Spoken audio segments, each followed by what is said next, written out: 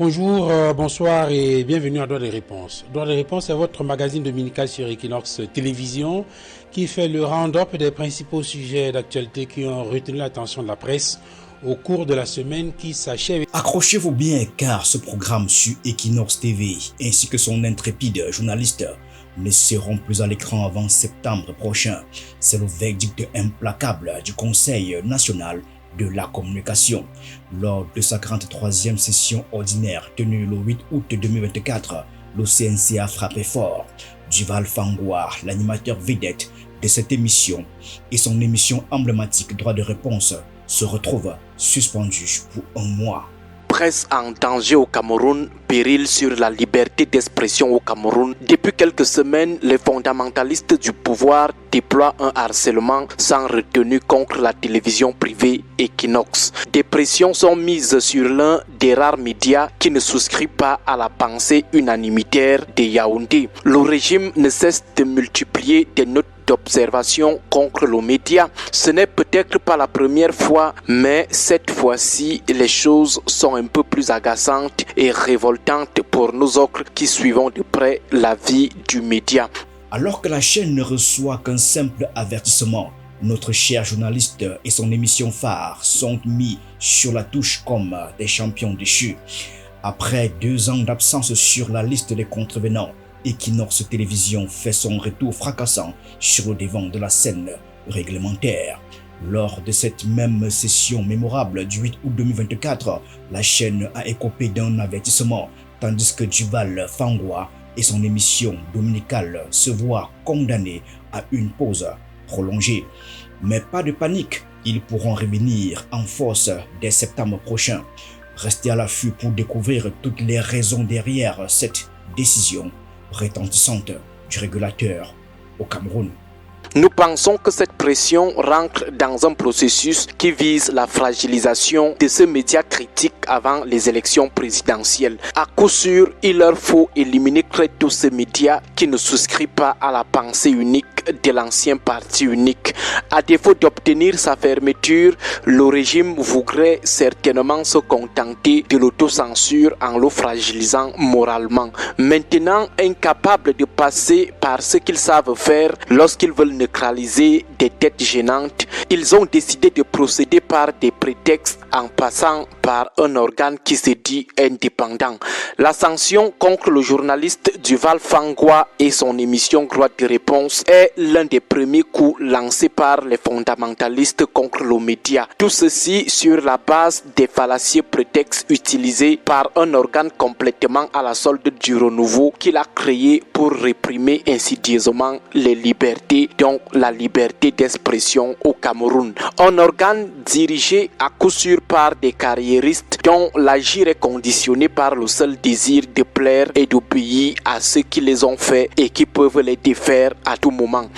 Le régulateur n'y va pas de main morte. Cette décision découle de déclarations fracassantes faites par des consultants de droit de réponse visant rien de moins que les ministres de la recherche scientifique et de l'innovation, Madeleine Tchouenté, et de l'administration territoriale, Paul Atanganji. Selon le CNC, Madeleine Tchouenté a été alarmée par des accusations jugées prétendument non fondées et offensantes, capables de ternir son honneur lors de l'édition explosive du 8 janvier 2024. Ces accusations qui ont fait trembler les murs pourraient provenir d'Aristide Mono, un consultant audacieux de l'émission. Au cours du programme, alors que le débat enflait autour du sujet brûlant de la participation des Lions indomptables à la récente CAN en Côte d'Ivoire où le Cameroun avait été éliminé par le Nigeria, Aristide Mono a eu l'audace de désigner Rigobert Song comme le principal coupable de la débâcle des Lions à la CAN 2023. Mais ne s'arrêtant pas là, il a osé établir une échelle de responsabilité pour ceux qui mettent le pays KO et a glissé le nom de la minérésie dans sa liste. Nous avons retrouvé cet extrait. Écoutons ses propos qui ont fait l'effet d'une bombe. Pour moi, Song Bahanak, le manager, c'est pas le coach. Il est soit un branleur, soit un incompétent notoire, soit il est un émasculé, c'est-à-dire que quelqu'un qui manque de personnalité, soit il est un magicien. Au-delà du débat qu'on peut avoir aujourd'hui sur la défaite ou sur l'élimination de cette sélection, il faut poser le problème de la hiérarchisation des priorités. Il n'y a pas une incompatibilité entre la discussion sur des affaires de foot et des affaires politiques, mais toujours est-il qu'il faut prioriser. Aujourd'hui, on a l'impression que les Camerounais mettent le football au centre de tout, et Eto'o semble être aujourd'hui l'une des personnalités les plus citées, l'une des personnalités les plus fustigées. Or, lorsqu'on essaye d'établir une échelle de responsabilité de ceux qui mettent le pays KO, Eto'o viendrait peut-être en 1000e position, parce que devant nous, nous avons par exemple des individus qui ont eu à plonger, qui ont été cités comme des voleurs de l'argent du coronavirus, des gens qui ont été cités dans l'affaire de Glencore. Vous vous rendez compte que c'est beaucoup plus le nom d'Eto'o qui est cité au niveau des réseaux sociaux. Pourquoi pas le nom de Manaou Damalachi qui a été cité par le premier rapport de la Chambre des comptes? Pourquoi pas le nom de Madeleine Tchouenti cité? Pourquoi pas le nom de Moutazé? Je pense que voilà des noms qui devaient normalement revenir régulièrement dans les publications des Camerounais, dans Facebook, Twitter et autres. Mais malheureusement, on a l'impression qu'on est en train de prioriser plutôt la question. Des déclarations tonitruantes de l'analyste politique sans que le journaliste Duval Fangwa, présentateur du programme, n'ose intervenir ou recadrer le tir. C'est donc cette audace qui aurait coûté à Duval Fangwa une suspension de 1 mois de l'exercice de la profession de journaliste au Cameroun. Un coup dur pour le média et pour les téléspectateurs abonnés à ce programme. Quant au ministre Paul Atanga-Ndji, c'est lui à l'origine de la suspension d'1 mois de l'émission et l'avertissement asséné à Equinox TV. Le CNC évoque les mêmes motifs. La décision a été prise suite à la diffusion de déclarations présumées non fondées, insinuantes et offensantes, des propos jugés si dévastateurs qu'ils pourraient entacher l'honorabilité de membres du gouvernement. Ces déclarations controversées ont été proférées lors de l'édition de droit de réponse du 7 juillet 2024, encore animée par Duval Fangwa. Charles Ndika, si on reste sur la métaphore utilisée par le ministre de l'administration territoriale, vous êtes d'accord avec le développement que fait Edmond Kamgué sur la question? À notre avis, ces propos enflammés pourraient provenir de Charles Ndjikam, militant du mouvement pour la renaissance du Cameroun, le MRC de Maurice Kamto. Réagissant à la mise en garde incendiaire de Paul Atanga-Ndji contre les partis d'opposition, Charles Ndjikam a eu l'audace de remettre en question les compétences du MINAT à son poste. Fustigeant un langage ordurier, il a osé demander si Paul Atanga-Ndji a l'étoffe pour être un ministre de la République et a même conseillé au chef de l'État, Paul Biya, d'entreprendre une enquête de moralité avant toute nomination au gouvernement. Un véritable clash avec Maître Tegem du RDPC a alors éclaté. Voici quelques morceaux choisis qui vous laisseront sans voix. Non, pour revenir à celui-là, non, je pense qu'il se prend pour Jean et Mingono. Donc, ça dit qu'il a toujours un petit truc qui sort du quartier. Et bon, la preuve, vous avez vu, son auditoire s'est mis à rire. C'était une réunion de quartier. On ne peut pas avoir occupé les fonctions de M. Biya, avoir prétendument une si haute idée de l'administration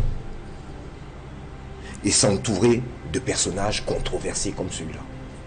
Nous nous réservons le droit, parce que lui-même, il ne sait pas, mais je lui dis, c'est lui qui porte des œufs sur la tête. Le moment venu, on va lui rappeler de quoi est constitué le plateau qu'il a sur la tête. Parce que nous le connaissons. Même quand ça dénote de la bêtise pure. Ministre de l'Intérieur. Vous n'avez aucune qualité pour dire que ce qu'il dit est bêtise. Parce que ce que vous dites, je suis assis sur ce plateau. Mais je peux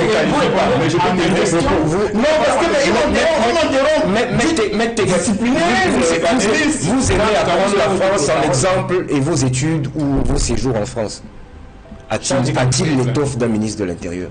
Cher monsieur, Non, je sais que vous ne pouvez pas me répondre. j'écoute tous les jours. Je sais que vous... Oui, On ne peut pas dégrader la République. oui. Et qu'est-ce qu'il fait là? Et en ce moment, Ce langage on ordurier. n'insulte pas la République. Ce langage ordurier. Ce langage ordurier qu'il utilise. S'il vous plaît, est-ce que j'ai la parole?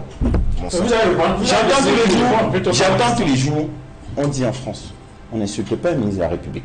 On n'insulte pas une institution de la République. C'est le ministre qui insulte ses Mais moi, le ministre du gouvernement. Mais lui, il est qui pour insulter ses concitoyens? Lui, il est qui? Je finis. Lui, il est qui? S'il vous plaît. Avec les nombreux manquements qui sont accolés à son nom. Charles Dicam, s'il vous plaît, S'il vous permettez plaît. qu'il réponde. Dernier point sur les partis politiques et sur le maintien de l'ordre.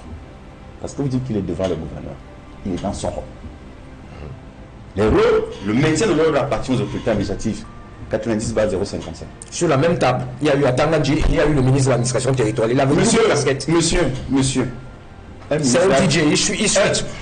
Platine numéro 1, platine numéro 2. S'il vous plaît, permettez À Charles. ce monsieur, je lui dis toujours, un ministre de la République peut s'exprimer dans le champ démocratique de manière personnelle sur un sujet.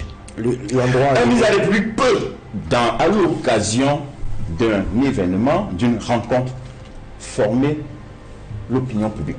Un ministre de la République peut, à l'occasion d'une rencontre, donner son avis sur une question avec les mots qui sont les siens. Et finalement, sur les partis politiques, avec Le vocabulaire. il est très compliqué ce monsieur. Mais Il m'interrompt. Mais d'autres raisons aussi mystérieuses qu'intrigantes pourraient bien se cacher derrière ces menaces et cette suspension de Duval Fangwa ainsi que de l'émission Droit de réponse. En effet, dans sa chronique journalière datée du 9 août 2024 diffusée sur Equinox Radio et intitulée « L'OCNC et Joe Chebonquin calaboxé des petits instruments de la dictature de Yaoundé », le chroniqueur Aristide Mono n'hésite pas à qualifier la décision du CNC d'acharnement pathétique et à évoquer un agenda obscur digne des plus grands complots. Les journalistes peuvent diffuser à volonté des propos insultants d'un ministre. Le CNC ne dira absolument rien. Mais dès qu'un coup de fil vient de ceux qui les ont nommés, immédiatement, tout devient sérieux là-bas. Parlons de la sanction contre Duval Fangwa et de son programme. Et là, ça n'engage que nous, ce sont nos analyses et commentaires personnels. On va tenter une reconstitution du scénario ayant abouti à cette décision. Comme nous le rappelions, un projet de neutralisation du média le plus critique du Cameroun est pensé et nourri à l'occasion des élections de 2025 et après.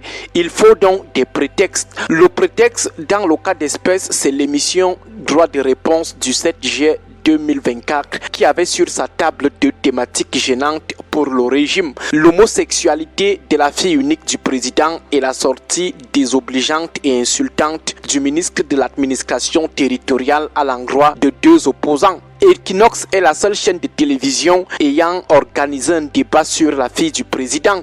Pour Yaoundé, c'est un terrible crime. Il faut saisir le prétexte et surtout riposter. Selon nous, il fallait donc demander aux médias d'apporter les preuves que la fille du président est dans ces choses-là. Heureusement pour le média, avant que la convocation ne lui soit acheminée pour ce reproche, la fille du président elle-même confirme officiellement sa position à travers une interview accordée au journal Le Parisien. Donc ce prétexte est mort, mais entre-temps, les réseaux qui tiennent le CNC ont déjà mis la pression sur les dirigeants pour agir.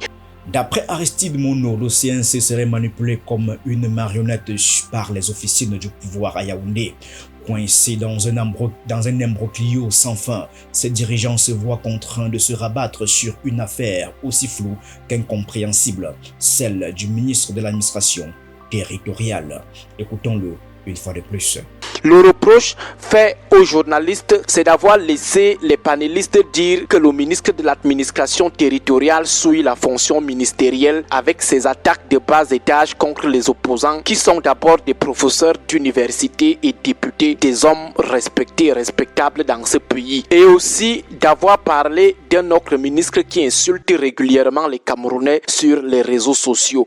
Voilà ce pourquoi Duval et son émission ont été sanctionnés. Les dirigeants du CNC parlent d'incitation à la haine et d'outrage aux institutions. Donc pour eux, un ministre qui insulte régulièrement les gens sur les réseaux sociaux ne suit pas la fonction ministérielle. C'est quand même très rigolo, ça fait même d'ailleurs pitié. Sentant que l'accusation ne tenait pas, le CNC va aller exhumer une vieille accusation décousue de février, réglée tout de même par un droit de réponse. L'affaire du ministre de la Recherche scientifique dont le nom est expressément cité dans le premier rapport de la Chambre des comptes sur la gestion très critiquable de l'argent du coronavirus. Et là où la manœuvre, le forcing est un peu plus flagrant, c'est que dans un premier temps, une note d'observation est envoyée à Equinox. Elle ne parle que de l'affaire du Minat.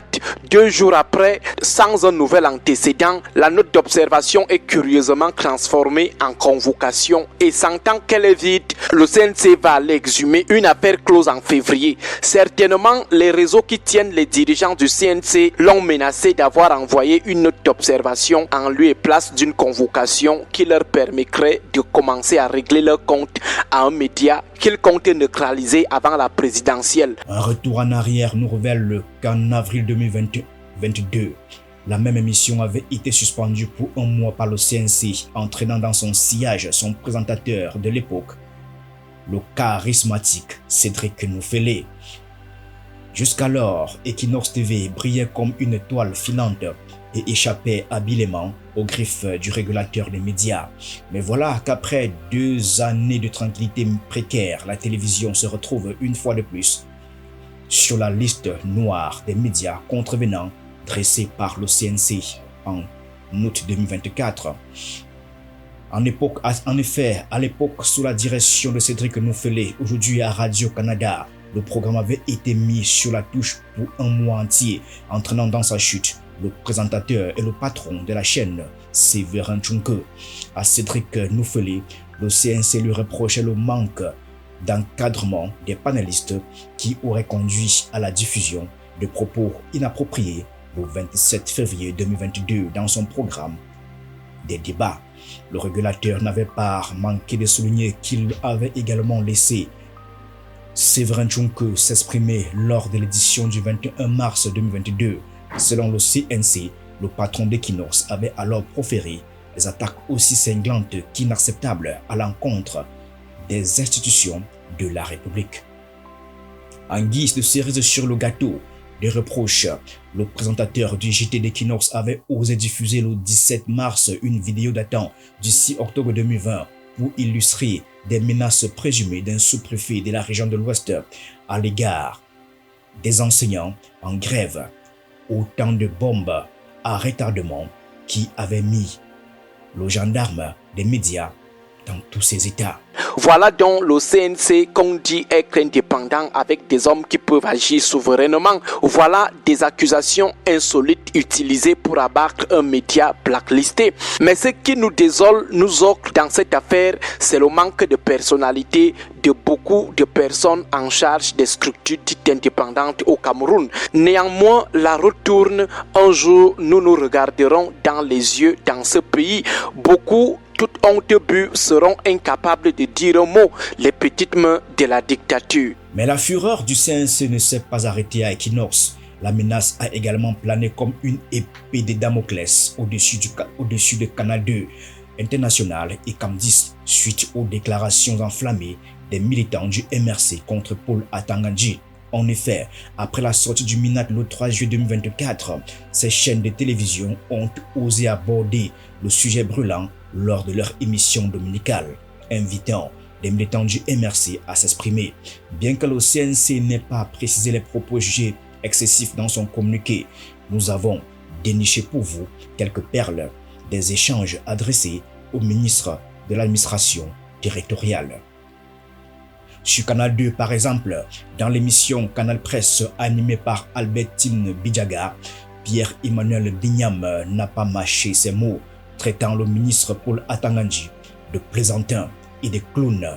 Il n'a pas supporté que le Minat accuse Maurice Kamto d'être un fouteur de troubles et qu'il compare Cabral Libi du PCRN à une nounou.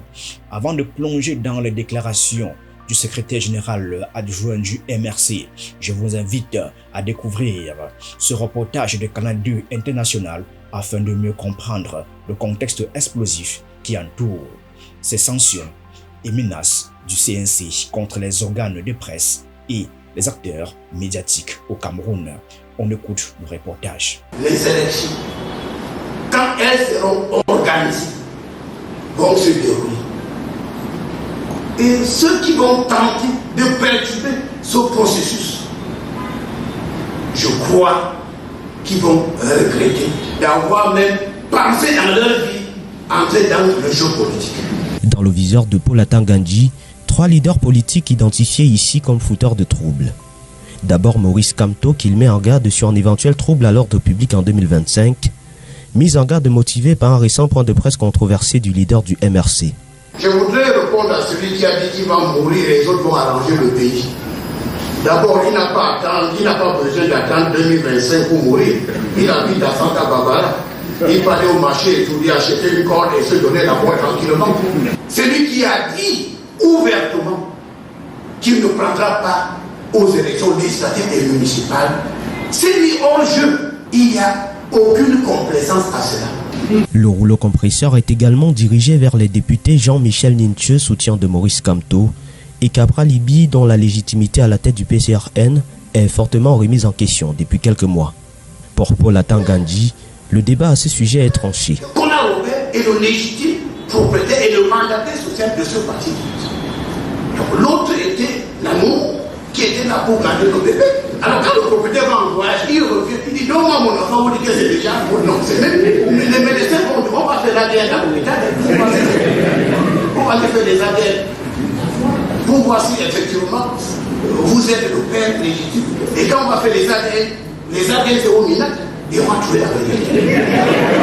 Une sortie de nature à mettre en mal le rêve présidentiel de Cabral Libi et Maurice Kamto. Mais pour les concernés, il s'agit plus d'une bouffonnerie. Nous sommes indignés par les déclarations d'un personnage qui avait davantage l'allure d'un plaisantin. Monsieur Atangandji, c'est le Jean-Michel Cancan du gouvernement avec le talent et les idées en moins. Revenons maintenant sur les déclarations tonitruantes de Pierre-Emmanuel Bignam. Comme nous l'avons déjà mentionné, il n'a pas hésité à qualifier le ministre Paul Atangandji de plaisantin et de clown. Il n'a pas du tout dit que le Minat accuse son leader de troubler l'ordre public et qu'il compare Cabral Libi du PCRN à une simple noumou. Écoutons Pierre-Emmanuel Bignam. Vous avez constaté une chose, comme moi, comme tout le monde, c'est que pendant que M. Atangandji s'exprimait, il y a eu souvent des éclats de rire de la part des gouverneurs qui étaient assis là avec toute l'assistance. Des rires fusaient ça et là. Qu'est-ce que ça nous laisse croire ou bien comprendre dans un premier temps? C'est que ça confirme la qualification que le président Cabral Libi lui a donnée de plaisantin. Ça confirme ce que l'homme politique Jean-Robert Wafo l'a qualifié de Jean-Michel Cancan. Et ça confirme ce que personnellement je pense que M. Atangandji c'est un clown, c'est-à-dire un amuseur public. Un amuseur public, un clown. Pourquoi? Vous ne pouvez pas avoir un ministre de l'administration territoriale qui est un acteur majeur dans le processus électoral dans un pays et un acteur qui doit rester indépendant. Tout comme Elekam. Il est un acteur majeur qui doit rester indépendant. Elekam, le directeur général de l'Ekam ou le président du conseil électoral ne peut pas faire une conférence de presse pour commencer à distribuer les points, à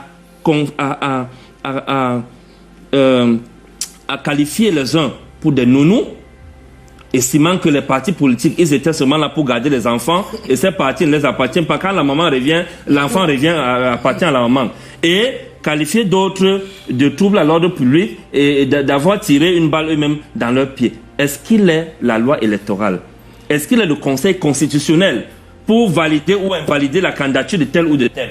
Le fait pour Maurice Kamto et le MRC de ne pas participer à une élection municipale législative ne l'exclut pas de la candidature à l'élection présidentielle selon le respect de la Constitution et notre calendrier électoral. Selon ce cadre du MRC, Pierre-Emmanuel Bignam n'a pas reculé devant l'absurde en demandant à la justice de poursuivre le ministre de l'administration territoriale pour avoir incité à la mort de Maurice Kamto.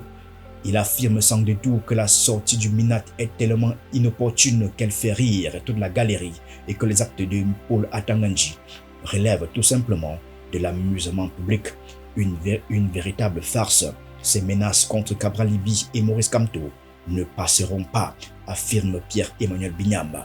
Écoutons-le encore une fois de plus dans cet extrait que nous avons soigneusement sélectionné. Ce que le MINAT est en train de faire, c'est l'amusement public, c'est de l'esbrouf, ça ne passera pas. Ces menaces contre Cabral, contre Maurice Kamto, ne passeront pas. Nous voulons que la loi soit respectée. Son style, que ce soit voilà, c'est pas intéressant pour nous le style. Non, ce n'est pas le style. Il a pris position.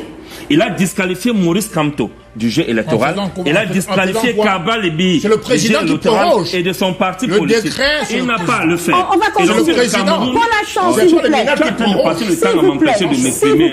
Je peux faire pareil. Non, c'est pas la m'empêcher de m'exprimer. Je t'ai exprimé, je t'ai écouté religieusement. Tout ce que tu disais, tu n'étais pas d'accord. On va passer la parole à monsieur pour la chance. Il m'a arraché la parole. Je vais retrouver ça, même ces 2 minutes. Ce que je voulais dire rapidement, s'il vous plaît, 30 secondes pour terminer. C'est que notre pays a des lois. Nous avons la justice. Première chose, la justice doit poursuivre le ministre de l'administration territoriale pour avoir intenté à la mort de Maurice Kamto. Parce qu'il a envoyé au marché d'Etoudji acheter les cols pour se pendre. Il doit être poursuivi. Il doit être également poursuivi pour avoir eu à faire des manœuvres pour arracher le PCRN à Cabral Libye. Parce qu'il s'est immixé dans la gestion interne de ce parti politique qui est une association légalisée et dont les règles sont clairement définies. La présentatrice de cette émission s'en tire miraculeusement avec un simple avertissement, le CNC ayant décidé de tenir compte des efforts de la chaîne pour réparer ses erreurs. Sur Camdis Télévision maintenant, ce que le CNC qualifie de déclarations présumées non fondées et offensantes, susceptible de ternir l'honorabilité de Paul Atangandji, provient en réalité d'un autre militant du MRC qui a osé s'exprimer sur le plateau de Grand Débat. Ce programme dominical, lors de l'édition du 7 juillet présentée par Claudia Mobé, Maurice Kemo a eu l'audace de traiter le MINAT d'ex-prisonnier. Malheureusement, nous n'avons pas réussi à mettre la main sur cet extrait, ni même sur cette émission entière. Par conséquent, nous ne pouvons pas vous faire entendre ces propos jugés scandaleux par le CNC.